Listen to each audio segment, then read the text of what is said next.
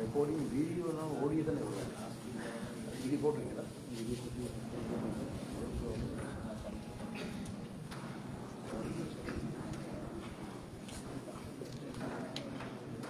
பிள்ளையில கொஞ்சம் எடுத்து வச்சுக்கோ, நல்ல வேணா கிட்ட பிள்ளையில கிட்ட வச்சுக்கோ, நல்ல நாளைக்கு ஓட விடாமல்.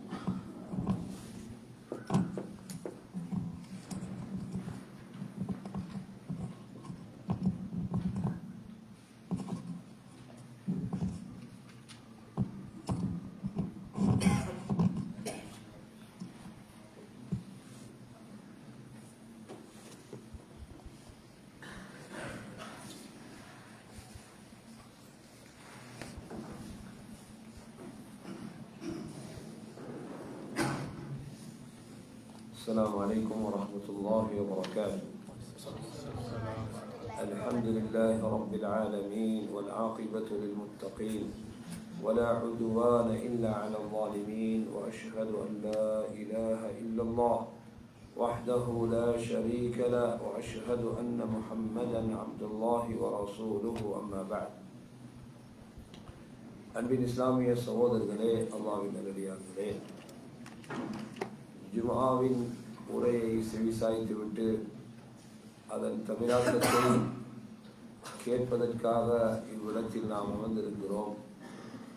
அன்பிற்குரிய சகோதரர்களே, ஜும்ஆவுடைய ஆரம்பத்தில் அல்லாஹ்வை அஞ்சி நடக்குமாறும் அல்லாஹ் ஏவிய நன்மையான காரியங்களை எடுத்து நடப்பதோடு அல்லாஹ் விலக்கிய பாவமான காரியங்களில் இருந்து விலகி வாழுமாறு இமாம் அவர்கள் எங்களுக்கு உபதேசம் செய்தார்கள். அதை தொடர்ந்து அன்பின் இஸ்லாமிய சகோதரர்களே, அல்லாஹு தஆலா இந்த உலகத்தில் வாழக்கூடிய எமக்கு அவருடைய அடியார்களாகிய நாங்கள் எமது வாழ்க்கையில் எமக்கு சாட்டப்பட்டிருக்கக்கூடிய பொறுப்புகளை அமானிதங்களை நிறைவேற்றுமாறும் அவைகளை பேணி வாழுமாறும் அவைகளுக்கு மோசடி செய்யாமல் இருக்குமாறும் எங்களுக்கு அல்லாஹ் பணித்திருக்கின்றான். சகோதரர்களே, அல்லாஹ் குர்ஆனில் இன்னல்லாஹ யஅமுருக்கும் அன் துஅத்துல் அமானாத்தி இலா அஹ்லிஹா, அமானிதங்களை நம்பி வழங்கப்பட்டவற்றை நம்பிக்கைக்குரிய பொருட்களை நீங்கள் அதற்கு உரியவர்களிடம் ஒப்படைத்து விடுங்கள். மேலும் சொல்கின்றான், ஈமான் கொண்டவர்களே, அல்லாஹ்வுக்கும் ரசூலுக்கும் நீங்கள் மோசடி செய்து விடாதீர்கள். அதே போன்று உங்கள் அமானிதங்களுக்கும் நீங்கள் மோசடி செய்து விடாதீர்கள். நீங்கள் அறிந்தவர்களாக இதை நீங்கள் செய்யக்கூடாது என்று அல்லாஹ் கட்டளை பிறப்பிக்கின்றான். யாரெல்லாம் அமானிதங்களை பேணி வாழ்வார்களோ அவர்களை அல்லாஹ் புனித அல் குர்ஆனை புகழ்ந்து அவர்களை சிலாகித்து பேசி அவர்களுக்கு அல்லாஹ் உயர்ந்த சொர்க்க வாக்கியத்தை வைத்திருப்பதாகவும் கூறுகின்றான். மூமீன்களுடைய வர்ணனையை சொல்லும் போது வல்லதீன ஹும் லிஅமானாதிஹிம் வஅஹ்திஹிம் ராஊன், அவர்கள் தங்களுடைய உடன்படிக்கையை தங்களுடைய அமானிதங்களை பேணக்கூடியவர்கள். உலாஇக ஃபீ ஜன்னாத்தின் முக்ரமூன், அவர்கள்தான் சுவன லோகங்களில் சங்கைப்படுத்தப்படுபவர்கள் என்று சொல்கின்றார்.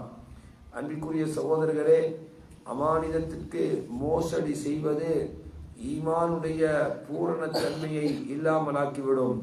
எனவேதான் நபி ஸல்லல்லாஹு அலைஹி வஸல்லம் அவர்கள் தங்களுடைய ஹுதுபாக்களில் பிரசங்கங்களில் லா ஈமான லிமன் லா அமானத லஹ், யார் அமானிதத்தை பேணவில்லையோ அவனிடத்தில் ஈமான் இருக்க மாட்டாது, யார் உடன்படிக்கையை பேணவில்லையோ அவனிடம் மார்க்கம் இருக்க மாட்டாது என்று நபி அவர்கள் கூறியிருப்பதை பார்க்கிறோம்.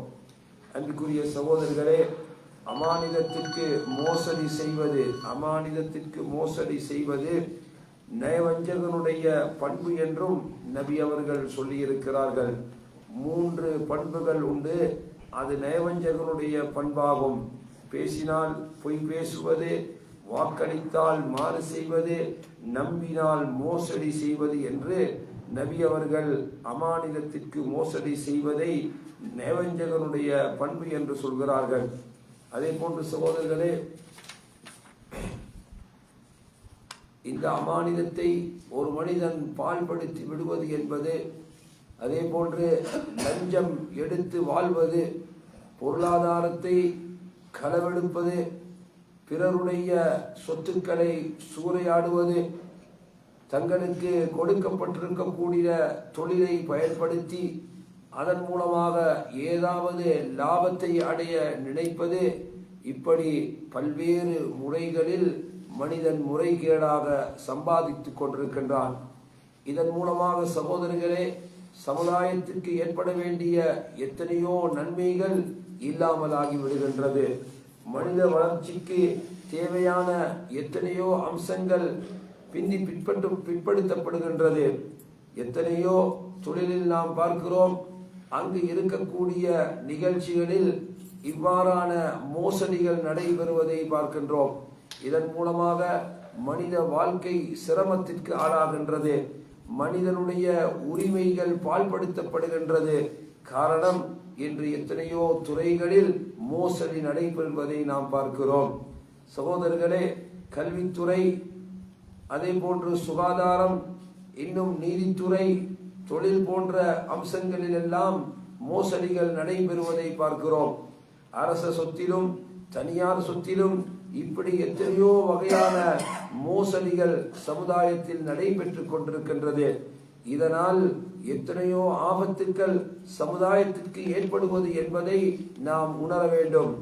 இதனால் தான் அல்லாஹு தஆலா மனிதனுக்கு தீங்கு ஏற்படுத்தக்கூடிய மோசடியின் அனைத்து வகைகளையும் எமக்கு தடுத்திருக்கின்றான். பாவங்களை, அல்லாஹ்வுக்கு இணை வைப்பதை, பித்அத்தை தடுக்கக்கூடிய மார்க்கம் மனிதன் உடன்படிக்கைகளில் மோசடி செய்வதையும் தடுத்திருக்கின்றது. பிறருடைய பணத்தை நாம் எல்லை மீறி அபகரிப்பதும் எமக்கு மார்க்கத்தில் தடுக்கப்பட்டிருக்கின்றது. எனவே குழப்பத்தை தடுக்கும் முகமாக அல்லாஹு தஆலா வலா துஃசிது ஃபில் அர்தி பஅத இஸ்லாஹிஹா, பூமியில் நீங்கள் சீர் செய்த பிறகு குழப்பத்தை உருவாக்காதீர்கள் என்று சொல்கின்றான். இன்னும் நபி ஸல்லல்லாஹு அலைஹி வஸல்லம் அவர்கள் பொருளாதாரத்தை தீண்டுவதை மிக கடுமையாக எச்சரித்திருக்கின்றார்கள். சகோதரர்களே, பிறருடைய பணத்தை நாம் அநியாயமாக சாப்பிட்டு விடக்கூடாது. வலா தஅகுலு அம்வாலக்கும் பைனக்கும் பில் பாத்தில், உங்களுக்கு மத்தியில் உங்கள் பொருளாதாரத்தை பாத்திலான நியாயமற்ற முறையில் உண்ணுபவர்களாக நீங்கள் இருந்து விடாதீர்கள். வமா கான லிநபிய்யின் ஐயகுல், எந்த ஒரு நபியாக இருந்தாலும் அவருக்கு மோசடி செய்யும் அனுமதி கிடையாது. எனவே யாரெல்லாம் மோசடி செய்வார்களோ அவர்கள் மறுமையில் அந்த மோசடியுடன் வருவார்கள். அப்போது அல்லாஹ் அவர்களுக்குரிய கூலியை நிறைவேற்றி வைப்பார். நபி ஸல்லல்லாஹு அலைஹி வஸல்லம் அவர்கள் கூறியதாக அப்துல்லா இப்னு அம்ர் ரலியல்லாஹு அன்ஹு அவர்கள் சொல்கின்றார்கள், நபி அவர்கள் சாபமிட்டார்கள், யாரெல்லாம் லஞ்சம் கொடுப்பார்களோ, எவரெல்லாம் லஞ்சத்தை வேண்டுவாரோ அனைவரையும் நபி அவர்கள் சாபமிட்டார்கள். இன்னும் ஒரு ஹதீஸில், அல்லாஹ்வுடைய இந்த பொருளாதாரத்தில் முறைகேடாக சம்பாத்தியம் செய்யக்கூடிய மனிதர்களுக்கு நாசம் உண்டாகட்டும், நிச்சயமாக அவர்கள் மறுமையில் நரகத்தில் நுழையக்கூடியவர்களாக இருக்கிறார்கள் என்று நபி ஸல்லல்லாஹு அலைஹி வஸல்லம் அவர்கள் எச்சரிக்கை விடுத்தார்கள். தொழில் துறவுகளில் மோசடி நடைபெறுகின்றது. தனக்கு கொடுக்கப்பட்ட கடமையை நிறைவேற்றுவதில் மோசடி நடைபெறுகின்றது. அல்லாஹ் தன்னை பார்த்து கொண்டிருக்கின்றான் என்ற சிந்தனை அப்பாற்பட்டு ஹராமை சம்பரிக்கும் நிலைக்கு மனிதர்கள் ஆளாகி விடுவதை பார்க்கிறோம். அன்பிற்குரிய சகோதரர்களே, பொதுவான அரச சொத்தாக இருந்தாலும் சரி, தனியார் சொத்தாக இருந்தாலும் சரி, எதிலும் நாம் பிறருக்கு மோசடி செய்வதற்கு நமக்கு மார்க்கத்தில் அனுமதி கிடையாது. எனவே இவ்வாறான செயல்கள் மனிதனுடைய பொருளாதாரத்திலும் அவருடைய குடும்பத்திலும் பல்வேறு மாற்றங்களை உருவாக்கிவிடும். எனவே நான் அமானிதத்திற்கு மோசடி செய்யப்பட்டால் இத்தகைய செயல்கள் சமுதாயத்தில் மிக பெரும் சீர்கேட்டை உருவாக்கி விடுகின்றது. பல மனிதர்கள் இத்தகைய மோசடிகளில் ஈடுபடுவதை இன்று கண்கூடாக நாம் பார்க்கின்றோம். எனவே சகோதரர்களே, பொருளாதார வளர்ச்சிக்கு, ஒரு நாட்டினுடைய முன்னேற்றத்திற்கு இது மிக பெரும் தடையாக இருக்கின்றது. மக்கள் செழிப்பான ஒரு வாழ்க்கையை அடைவதற்கோ, அவர்கள் தங்களுடைய பொருளாதாரத்தை மேம்படுத்திக் கொள்வதற்கோ இதுவெல்லாம் தடை ஏற்படுத்தக்கூடிய வழிகளாக இருக்கின்றது.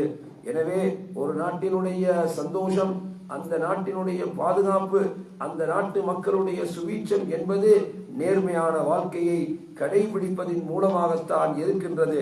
எனவே முஸ்லிம்களாகிய நாம் இஸ்லாம் சொல்லக்கூடிய இந்த உபதேசங்களை கேட்டு எமது வாழ்க்கையில் மோசடியற்ற ஒரு தூய்மையான பொருளாதார நிலையை கடைபிடிக்க கூடியவர்களாக எம்மை நாம் ஆக்கிக் கொள்ள வேண்டும் என்பதை கூறி இமாம் அவர்கள் முதலாவது ஹுத்பாவை முடித்தார்கள். இரண்டாவது ஹுத்பாவிலும் அல்லாஹ்வை புகழ்ந்து நபி ஸல்லல்லாஹு அலைஹி வஸல்லம் அவர்கள் மீது ஸலவாத்து கூறிய பிறகு, அன்பிற்குரிய சகோதரர்களே, அரச சொத்தை பால்படுத்த கூடாது, அதை அபகரிக்க கூடாது, தனியார் சொத்தை அபகரிக்க கூடாது என்று நாம் சொல்லும் போது உண்மையில் சிலர்கள் அரசாங்கத்தினுடைய தண்டனைக்கு பயந்து இவைகளை தவிர்த்துக் கொள்பவர்களாக இருக்கிறார்கள். உண்மையில் அல்லாஹ் எம்மை கண்காணிக்கின்றான், அல்லாஹ் எம்மை பார்த்து கொண்டிருக்கின்றான் என்று அல்லாஹ்வுடைய அச்சத்தின் மூலமாக ஒரு மூமியிடம் ஏற்பட வேண்டிய இந்த சீர்திருத்தம் வெறும் தண்டனைக்கு பயந்து நடைபெறக்கூடியதாக இருக்கின்றது. எனவே சகோதரர்களே, இவ்வாறான மோசடிகள் சமுதாயத்தில் யார் மூலமாக நடைபெறுமாக இருந்தால் கண்டிப்பாக உரிய இடத்திற்கு, உரிய ஸ்தானத்திற்கு அவைகளை எத்தி வைப்பது எம் மீது கடமையாக இருக்கின்றது. அல்லாஹ் சொல்வது போன்று, நல்லதுக்கு துணையாக இருங்கள், தீமைக்கு துணை போகாதீர்கள். எனவே இத்தகைய மோசடிகள் யார் மூலமாவது பொது சொத்துக்கோ அல்லது தனியார் சொத்துக்கோ நடைபெறுமாக இருந்தால் அதை உரிய இடத்தில் எத்தி வைத்து அதை விலக்கி வைப்பதற்கான முயற்சி செய்வது எமது கடமையாகும். அல்லாஹ் சொல்வது போன்று, வதஆவனு அலல் பிர்ரி வத்தக்வா, நன்மைக்கும் இறை அச்சத்திற்கும் துணையாக இருங்கள், வலா தஆவனு அலல் இஸ்மி வல் உத்வான், தீமைக்கும் அத்துமீறலுக்கும் நீங்கள் துணை போகாதீர்கள், நிச்சயமாக அல்லாஹ் மிக கடுமையாக கண்டிப்பவனாக இருக்கிறான் என்ற வசனத்தை இமாம் அவர்கள் ஹுத்பாவுடைய கடைசியில் ஓதி, ஹுத்பாவினுடைய இறுதியில் மூமின்கள் முஸ்லிம்களுக்காக துஆ செய்து ஹுத்பாவை நிறைவு செய்தார்கள். வஆஹிரு தஅவானா அனில் ஹம்துலில்லாஹி ரப்பில் ஆலமீன் வஸல்லல்லாஹு வஸல்லம் வபாரக அலா நபியினா முஹம்மத் وعلى آله وصحبه أجمعين والحمد لله رب العالمين.